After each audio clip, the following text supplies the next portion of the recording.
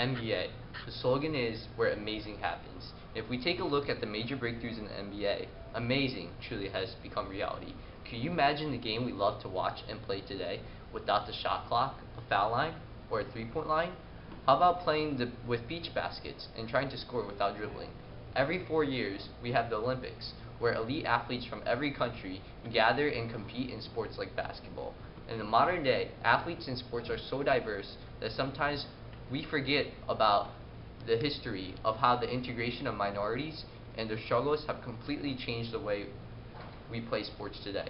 Today, we see people of all sorts of races and color, from Asians to Hispanics to blacks, playing in basketball. This, however, was not always the case.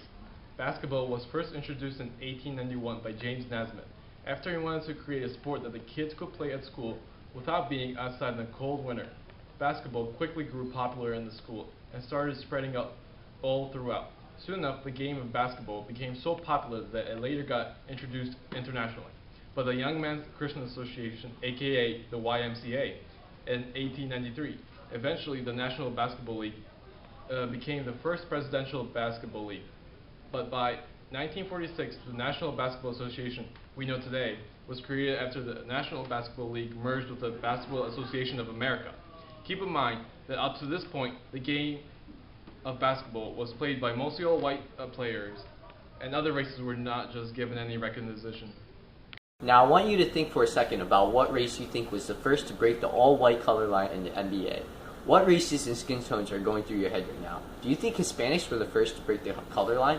Blacks? Asians? If you guessed an Asian, then you guessed right. Wataru Misaka ended up becoming the first non-Caucasian player in the NBA as a Japanese-American player.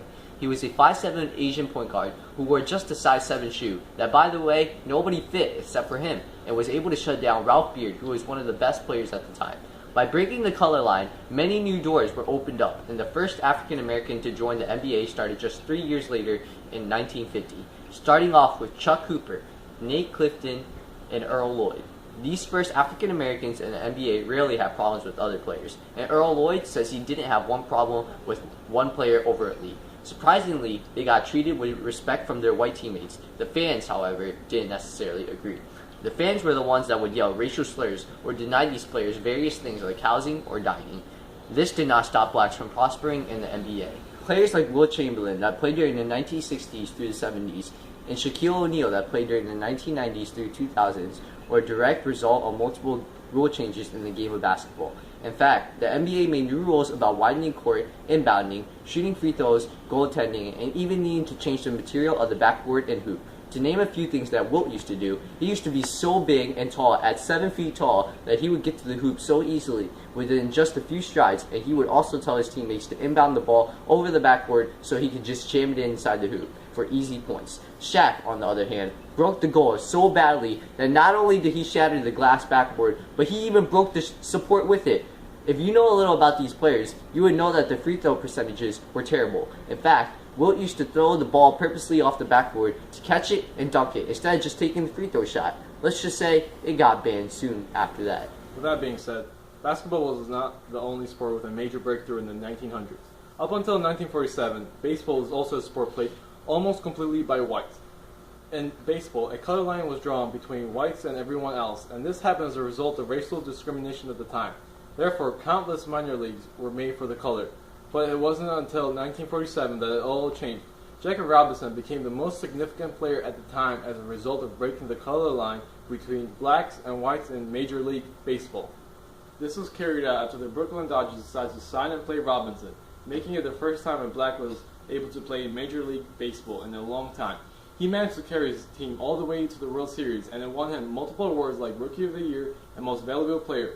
Jackie continues to inspire many people today through his actions that he took and the bravery that he possesses, stepping into a game full of whites. The fight for integration in sports was not an easy one.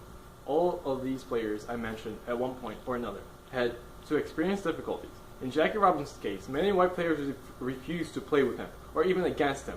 Inside or outside the game, whites tried to scare him with death threats and countless insults. If whites did ever play against him, some went as far as to target and try to hurt him as much as they could. In fact, he even got a 7-inch gash after being hit by Eno Slaughter on Cardinals during a baseball game. Although, in Jackie Robinson's case, the struggle was a lot more extreme. Believe it or not, minorities still struggle to get to play professionally, and a lot of times their profiles are overlooked. A primary example of this was the astounding story behind Jeremy Lin and Linsanity, averaging 17.1 points, 4.8 assists, 4.5 rebounds, 2.9 steals, and 1.3 blocks in college. Jeremy certainly did not lack in the stats department. Rather, he had the build of an NBA point guard. Already being 200 pounds and 6'3", he was well qualified and had the potential to join the NBA. However, many people did not agree with this idea, and when Insanity sparked, many found it as hype over the fact that he was just an Asian, and he wasn't truly talented. Lin continued to rock the world with Insanity, as he won game after game for the New York Knicks with stats as much as 38 points against the Lakers, and then winning by a buzzer beater against the Toronto Raptors. He was and still is one of the few Asian characters in basketball history that has ever created so much excitement. None of this would have ever been possible if he wasn't willing to put up with denied scholarships because of his race and having fans yell racial slurs at him all the time. The integration of minorities has not only affected the games that they play, but also the population of the audience. In basketball, the amount of minorities in the NBA that played over time continued to grow. With as big as a ratio of almost 5 to 1, the black population was a lot bigger than the white population of players in 1994 through 1995. As of 2012 through 13, there are only about 19% of whites in the league compared to 76.3% African Americans, 18.9% international players, and 4.4% Latino players. With stats like these, the fan base of the game has almost completely changed. On average, from a Nielsen report on the demographics of NBA TV viewership, polls from Pew Research and Public Religion Research Institute on Americans' favorite sports, a Scarborough Research report on avid NBA players, and a YouGov poll on which sports Americans followed regularly. The results show that the fan base of Asians, Hispanics, and blacks are all above the average. In fact, the fan base of blacks are at least 2 times above the average of any other race. Furthermore, with a bigger fan base, children also start to get influenced. With so many role models to look up to pursue what these minorities once did is no longer uncommon. In the city of Philadelphia, we have countless amounts of playgrounds with basketball courts everywhere.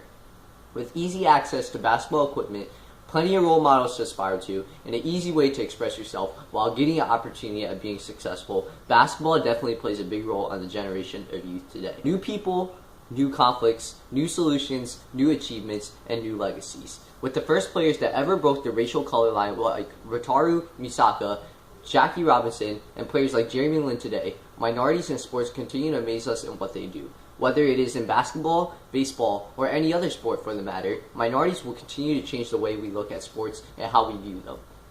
Thank you.